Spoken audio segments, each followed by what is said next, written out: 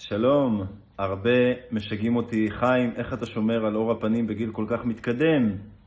סתם, לא שואלים אותי את זה, אבל כן שואלים ומתייעצים איתי בדיני תכנון ובנייה, שזה ההתמחות שלי. ואני רוצה לדבר איתכם על משהו מאוד מאוד בסיסי, שינויים פנימיים בתוך הדירה.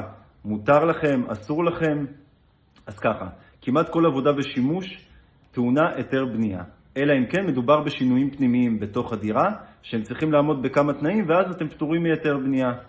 וזה שאסור לכם לגעת בצד החיצוני של הבניין, או בחזית שלו. זאת אומרת, אם אתם רוצים עכשיו להרחיב חלון, אתם פוגעים בצד החיצוני, אסור לכם בלי היתר בנייה. אסור לכם לפגוע בשלט של הבניין, בצנרת, בציוד שמשמש דיירים אחרים, ברכוש המשותף. אסור לכם בעבודות האלה ובשינויים לפגוע בעצם בצד שלישי. עוד דבר שאסור לכם זה לשנות את השטח. אם אתם רוצים עכשיו לסגור מרפסת, זה גם שינוי חיצוני, אבל גם אסור לכם בלי לקבל היתר בנייה. עוד משהו מאוד חשוב שאסור לכם לעשות בתוך המעטפת כשינוי פנימי, אסור לכם לפצל את הדירה.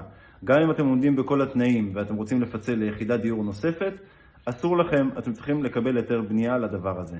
זה חשוב כי הרשויות המקומיות התחילו להגביר אכיפה של עבירות תכנון ובנייה, הם מעלות רחפנים לאוויר, מצלמים לפני, אחרי, אז אפשר לעלות עליכם. כן, יש עוד עבודות כמו פרגולות ומחסנים שנוגעים לצד החיצוני של הנכס, שפטורים מיתר בנייה, אבל גם צריך להודיע לרשות המקומית תוך 45 ימים, ועל זה אני אדבר על מבנים ועבודות שפטורים מיתר, אני אדבר בסרטון נפרד.